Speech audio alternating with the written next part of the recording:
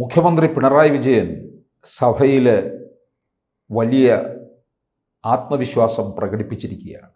അമിത വിശ്വാസം. കൂടെയുള്ളവർക്കൊക്കെ തന്നെ ഘടകകക്ഷികൾ ഉൾപ്പെടെയുള്ളവർക്ക് വലിയ ഒരു തൃപ്തി വരത്തക്ക രീതിയിലുള്ള പ്രസ്താവനയാണ് നടത്തിയിരിക്കുന്നത്. അതായത് ഇത്രയധികം ഈ ഭരണവിരുദ്ധ വികാരമുണ്ടായിട്ട് പോലും അദ്ദേഹം പറയുന്നത് മൂന്നാം വട്ടവും അതുക്കും മേലെയായിരിക്കും. കണക്ക് കൂട്ടലുകളെല്ലാം തെറ്റിച്ചുകൊണ്ട് ഞങ്ങൾ ജനസേവനം തുടരാനായിട്ട് എത്തും എന്നുള്ള ഇത് വെറും വാക്കാണോ? പിണറായി വിജയൻ ആയതുകൊണ്ടാണ് ഞാനിതെടുത്ത് ചോദിക്കുന്നത്. അല്ല, അദ്ദേഹം കഴിഞ്ഞ ദിവസം നിയമസഭയിൽ പറഞ്ഞ കാര്യമാണ്. അതായത് ഐക്യജനാധിപത്യ മുന്നണി 100 സീറ്റ് വരെ നേടുമെന്ന അവരുടെ ഒരു പ്രചാരണമുണ്ട്. അതെന്താണെന്ന് പറയുമ്പോൾ ഇത് പണ്ട് ആടിനെ പട്ടിയാക്കുക എന്ന് പറഞ്ഞ പോലെ പറഞ്ഞു ആടല്ല ഇത് പട്ടിയാണെന്ന് വരുന്നതിന് പകരം ഇവരിങ്ങനെ 100 ആകുമെന്ന് മിനിമം അവരുടെ അണികളെ ഒന്ന് പിടിച്ചു നിർത്തണ്ടേ?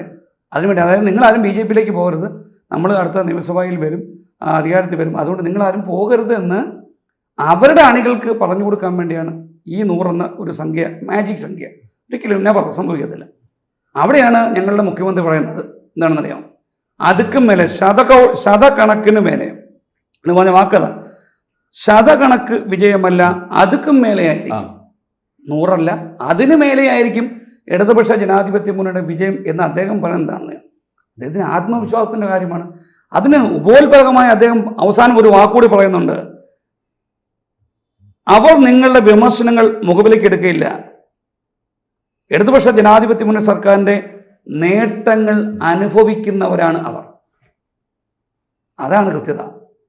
ഇടതുപക്ഷ ജനാധിപത്യ മുന്നണി കഴിഞ്ഞ 5 വർഷക്കാലമായി അതിന് തൊട്ട് 2 ടേമായി 10 വർഷക്കാലമായി ഈ കേരള സമൂഹത്തിലെ പൊതുസമൂഹത്തിൻ്റെ സാധാരണക്കാരായ ജനങ്ങൾക്ക് കൊടുക്കുന്ന അവകാശങ്ങൾ, അവരനുഭവിക്കുന്ന സാമ്പത്തികമായ സഹായം, അങ്ങനെ അതൊക്കെയും അനുഭവിക്കുന്ന അവരാരും ഈ UDF പറയുന്ന പാഴ്വാക്കുകളെ കേൾക്കില്ല.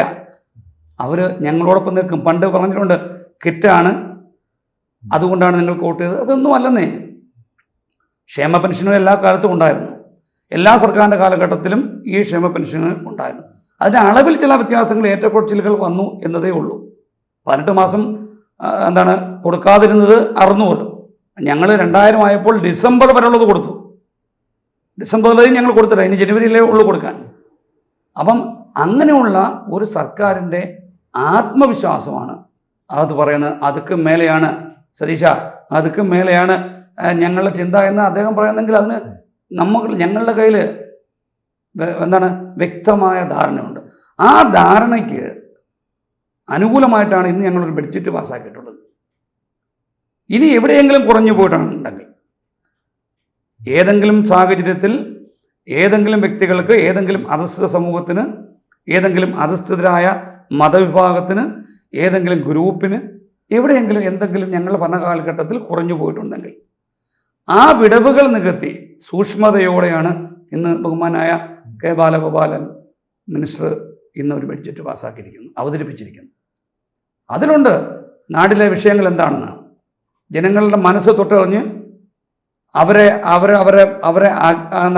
അവരെ കൃത്യതയോടുകൂടി പഠിച്ച് അത് ഏത് മേഖല, മത്സ്യമേഖലയാണോ അല്ലെങ്കിൽ വിദ്യാഭ്യാസ മേഖലയാണോ, ഏത് മേഖലയിലാണ് നമ്മൾക്ക് ഏറ്റക്കുറച്ചിലുകൾ വന്നിട്ടുള്ളത്, ആ ഏറ്റക്കുറച്ചിലുകളെ ഇല്ലാതാക്കാനുള്ള സൂക്ഷ്മതയോടെയുള്ള ഒരു ബഡ്ജറ്റ് ഇന്ന് പാസ്സാക്കിയിട്ടുണ്ട്.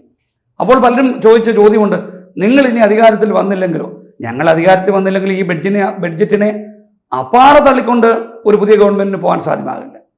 സ്വാഭാവികമായിട്ടും അടിസ്ഥാന മേഖലയ്ക്ക്, നിർമ്മാണ മേഖലയ്ക്ക് ഒക്കെ ആവശ്യമായ ഉന്നതിക്ക് വേണ്ടിയുള്ള കാര്യങ്ങളാണ് ഞങ്ങൾ ഇന്ന് പ്രഖ്യാപിച്ചത്. അതിനെ അപ്പാടെ അവഗണിച്ചുകൊണ്ട്, തൃണവൽക്കരിച്ചുകൊണ്ട് വരുന്ന ഒരു ഗവൺമെൻറ്റിനും പോകാൻ പറ്റില്ല. അപ്പോൾ ഞങ്ങളുടെ ആത്മവിശ്വാസം അതുക്കും മേലെയാണ്, ഈ പറയുന്ന 100ക്കും മേലെയാണ്. പക്ഷേ UDF-ൻ്റെ ഒരു ആത്മവീര്യം കെടുത്തുക എന്നുള്ളതാണ് പിണറായി വിജയൻ തൻ്റെ പ്രസ്താവനയിലൂടെ നടത്തുന്നത് എന്ന് നമുക്ക് ബോധ്യപ്പെടും. കാരണം ഭരണവിരുദ്ധ വികാരമുണ്ട് എന്ന് പിണറായി വിജയന് കൃത്യമായിട്ടറിയാം. തദ്ദേശ തെരഞ്ഞെടുപ്പിൽ തിരിച്ചടി ഉണ്ടായിട്ടുണ്ട്. ശബരിമല വിഷയം ഇതിലും വലിയ തിരിച്ചടി നേരിടും എന്ന് മനസ്സിലാക്കുന്നുണ്ട്. ആ മനസ്സിലാക്കുന്ന ഇടയിൽ നിന്നുകൊണ്ട് തന്നെയാണ് ഇത്തരത്തിലൊരു പ്രസ്താവനയും ഇറക്കിയിരിക്കുന്നത്. സാറേ, ശബരിമല വിഷയം ഇതിനെക്കാട്ടി വലിയ വിഷയം ഉണ്ടായ ഒരു സമയത്താണ് ഞങ്ങൾ തെരഞ്ഞെടുപ്പ് നേരിടാൻ മുൻപ്. അല്ല, അത് ഒരു ആ വിഷയം ശരിക്കും പറഞ്ഞു കഴിഞ്ഞാൽ ജനം മറന്ന് വരികയായിരുന്നു. ഒരിക്കലുമില്ല, മലയാളി അങ്ങനൊന്നും മറക്കുന്ന ആൾക്കാരാണെന്ന് എനിക്ക് വിഷയമില്ല. പക്ഷെ അത് മുറിവേൽപ്പിച്ചു ഒരുപാട് ഭക്തർ. അല്ല, ആ ഭക്തരെ മുറിവേൽപ്പിച്ച വിഷയം അറിയാം. അതിന്റെ തീച്ചൂള ഇതെന്നാണ് ഞങ്ങൾ തെരഞ്ഞെടുപ്പിനെ നേരിട്ടത്. അതിന് തിരിച്ചടി ലോക്സഭയിലും ഉണ്ടാവുകയും നിയമസഭാ തെരഞ്ഞെടുപ്പിൽ അനുകൂലമായിട്ടും വന്നു. അതൊരു വലിയ ഒരു കോവിഡിന്റെ മഹാമാരിയുടെ ഒരു പശ്ചാത്തലത്തിലാണ് അത്രയും വലിയൊരു വിജയത്തിലേക്ക് കടന്നത്. അല്ല, കോവിഡ് മഹാമാരിയൊക്കെ ഞങ്ങൾ പിടിച്ചു നിർത്തിയില്ലേ? അല്ല, അവിടെയൊക്കെ ഞങ്ങൾ പരാജയപ്പെട്ടില്ലല്ലോ. വേണമെങ്കിൽ വാക്സിൻ ഉണ്ടാക്കുമെന്ന് പറഞ്ഞ ഏക സംസ്ഥാനം കേരളം മാത്രമേ ഉള്ളൂ. സാധനം അറിയാലോ. അവിടെയൊന്നും ആർക്കും നിഷേധിക്കാൻ പറ്റത്തില്ല. ഉണ്ടാക്കിയോ എന്ന് ചോദിക്കാം, ഉണ്ടാക്കേണ്ട സാഹചര്യം വന്നില്ല. നിങ്ങൾ തന്നില്ലെങ്കിൽ ഞങ്ങൾ ഉണ്ടാക്കുമെന്ന് പറഞ്ഞു.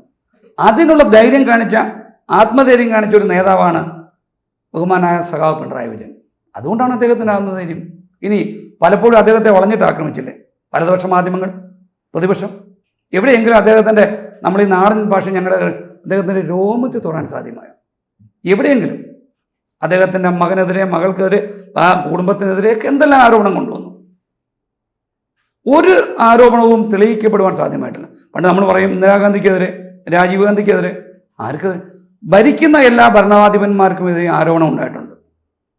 ആ ആരോപണങ്ങൾ തെളിയിക്കപ്പെടാതെ പോയിട്ടുമുണ്ട്. അതുപോലെ ഉണ്ടായിട്ടുള്ളൂ. അതാണ് ഞങ്ങളുടെ ആത്മധൈര്യം. ഞങ്ങൾ അതുക്കും മേലെയാണ് സാർ, അതുക്കും മേലെയാണ്. ജനം മനസ്സുകളിൽ ഇടതുപക്ഷ ജനാധിപത്യ മുന്നണി അതുക്കും മേലെയാണ്. LDF വരുമെന്നേ വീണ്ടും എല്ലാം ശരിയാവും. ഈ ഘടകകക്ഷികൾക്ക് ഒക്കെ തന്നെ പിണറായി വിജയൻ നേരത്തെ ഒരു ഉറപ്പ് നൽകിയിട്ടുണ്ട്. കാരണം പ്രത്യേകിച്ച് ജോസ് കെ മാണി വിഭാഗം മുന്നണി വിട്ടു പോകുമെന്നൊക്കെ ഒരു വർത്തമാനം നടക്കുന്ന സാഹചര്യത്തിലാണ് മറ്റ് ഘടകകക്ഷികൾക്കും കൂടി ഒരു ഉറപ്പ് നൽകുകയാണ്. വീണ്ടും നമ്മൾ അധികാരത്തിലേക്ക് തന്നെ വരും എന്നുള്ള തരത്തിൽ. അതിനുശേഷമാണ് തദ്ദേശ തെരഞ്ഞെടുപ്പിൽ തിരിച്ചടി ഉണ്ടായതും. പക്ഷെ വീണ്ടും ഇദ്ദേഹം ആവർത്തിക്കുകയാണ് ഇടതുപക്ഷത്തിൻ്റെതായ ഒരു കയറ്റം ഉണ്ടാകും. നോക്കണം, ഇവിടെ BJP ഒരു വ്യക്തമായ സ്പേസ് ഉണ്ടാക്കിക്കൊണ്ടിരിക്കുകയാണ്. ഈ സാഹചര്യത്തിലാണ് ഇടതുമുന്നണി ഇങ്ങനെ അവകാശപ്പെടുന്നത്. സാറേ, ഈ തദ്ദേശ സ്വയംഭരണ തെരഞ്ഞെടുപ്പിൽ അധികാര സ്ഥാനങ്ങളിൽ ഐക്യജനാധിപത്യ മുന്നണിയുടെ നേതാക്കന്മാർ അല്ലെങ്കിൽ ചില സ്ഥാനങ്ങളിൽ അധ്യക്ഷ സ്ഥാനത്ത് എത്തിയെങ്കിൽ പോലും വോട്ടിംഗ് ശതമാനം സാറ് മനസ്സിലാക്കിയിട്ടുണ്ടോ? വോട്ടിംഗ് ശതമാനത്തിൽ വളരെ തുച്ഛമായ വ്യത്യാസമേ ഉള്ളൂ ഞങ്ങളും ഐക്യജനാധിപത്യ മുന്നണിയായിട്ട്. അതെന്തേ വിലയിരുത്തുന്നില്ല? ജനഹൃദയങ്ങളിൽ ഞങ്ങൾ ജീവിക്കുന്നു. അവർ ഞങ്ങളോടൊപ്പം ഉണ്ടെന്ന് ഞങ്ങൾ പറയുന്നതുകൊണ്ടാണ്. ചിലടത്ത് ഞെറുക്കിട്ടെടുത്തു, പലയിടത്തും എന്താണ് ഒരു വോട്ട്. എൻ്റെ വാർഡ്, ഞാൻ കൊല്ലത്ത് ഒരു ഇടമുളക്കൽ പഞ്ചായത്തിലാണ്. എൻ്റെ വാർഡ് ആയു വാർഡിൽ 2 വോട്ടിനാണ് അവർ കോൺഗ്രസ് സ്ഥാനാർത്ഥി അയച്ചേ. വിജയം എന്ന് പറയാൻ പറ്റുമോ? സ്വാഭാവികമായ വിജയം. തൊട്ടടുത്ത് എൻ്റെ ഒരു പഞ്ചായത്ത്, ഉമ്മന്നൂർ പഞ്ചായത്ത്, അവിടെ കോൺഗ്രസിൻ്റെ ഒരു പ്രതിനിധി ഉണ്ടായത് നറുക്കെടുപ്പിൽ കൂടെയാണ്. അവിടെയും ഞങ്ങൾ സമാസമം നിൽക്കുകയാണ്. എവിടെയാണ് ഈ ഐക്യജനാധിപത്യ മുന്നണിക്ക് മേൽക്കൈ? ചിലപ്പോൾ ഒരുപക്ഷെ അങ്ങ് മലപ്പുറം മേഖലയിലോട്ടൊക്കെ പോയാൽ ചിലപ്പം അവിടെ മുസ്ലിം ഭൂരിപക്ഷ മേഖലയാണ്. അവരൊക്കെ ലീഗുമായിട്ട് ജാതി അടിസ്ഥാനത്തിൽ തന്നെ സംഘടിച്ചിട്ടുള്ള ഒരു രാഷ്ട്രീയ പ്രസ്ഥാനമാണ്. അതിൻ്റെ ഭാഗമായിട്ട് അവിടെ കുറച്ച് വോട്ട് കൊടുക്കിട്ടുണ്ടായിരിക്കും. തിരുവനന്തപുരം എടുക്കും, കൊല്ലം എടുക്കും. ഇവിടെയൊക്കെ ഞങ്ങൾക്കാണ് വോട്ടിംഗ് ശതമാനത്തിൽ വലിയ അന്തരമില്ലാതെ ഞങ്ങൾ കൂടെ നിൽക്കുകയാണ്. അതുകൊണ്ട് തന്നെയാണ് ഞങ്ങൾ പറയുന്നത്. പിന്നെ BJP സ്പേസ് ഉണ്ടാക്കിയെന്ന് എന്ത് കാര്യം? BJP എന്തൊക്കെയോ ചെയ്യും. ഞങ്ങളുടെ പ്രധാനമന്ത്രി വരും, ഇവിടെ ഞങ്ങൾ തിരുവനന്തപുരം ഞങ്ങൾ അങ്ങ് എടുത്തുകൊണ്ട് പോകുന്നു. എടുത്താ കഴിഞ്ഞ ദിവസം വന്നിട്ട് എന്തോ ബ്ലൂ പ്രിൻ്റോ ഒക്കെ ഞങ്ങൾ, എന്നിട്ട് ഒരു പ്രിൻറ്റും പുള്ളി ഇവിടെ നിന്ന് പ്രിൻ്റ് ചെയ്തില്ല. വന്നു, സർക്കാരിൻ്റെ പണം ചിലവാക്കി തിരികെ പോയി. ഞങ്ങളുടെ പണം, ഞങ്ങളുടെ ഈ കേരളത്തിലെ, കൊച്ചു കേരളത്തിലെ ജനങ്ങൾ നികുതി കൊടുക്കുന്ന നികുതി പണത്തിൽ വലിയൊരു കോടിക്കണക്കിന് രൂപ അദ്ദേഹത്തിന് സുരക്ഷ ഒരുക്കുന്നതിന് വേണ്ടി ചിലവാക്കി. നാട്ടിലെ ജനങ്ങളെ ബുദ്ധിമുട്ടുണ്ടാക്കി. ഒരു മനുഷ്യന് ആശുപത്രി പോകാനും പറ്റിയില്ല. അങ്ങനെ പോയി എന്നല്ലാതെ അദ്ദേഹം കേരളത്തിന് വേണ്ടി എന്ത് പ്രഖ്യാപിച്ചു? ഒന്നും പ്രഖ്യാപിച്ചില്ല. അപ്പോൾ അതുകൊണ്ട് BJPയുടെ സ്പേസൊക്കെ പണ്ട് നിയമത്തെ കാര്യം പറഞ്ഞല്ലേ ഉള്ളൂ. അതൊക്കെ ഞങ്ങളങ്ങ് കൂട്ടിക്കും. കൂടുതൽ വാർത്തകളും വിശേഷങ്ങളും നിങ്ങളിലേക്ക് എത്താൻ ABC മലയാളം സബ്സ്ക്രൈബ് ചെയ്യുക, ബെൽ ബട്ടണും അമർത്തുക.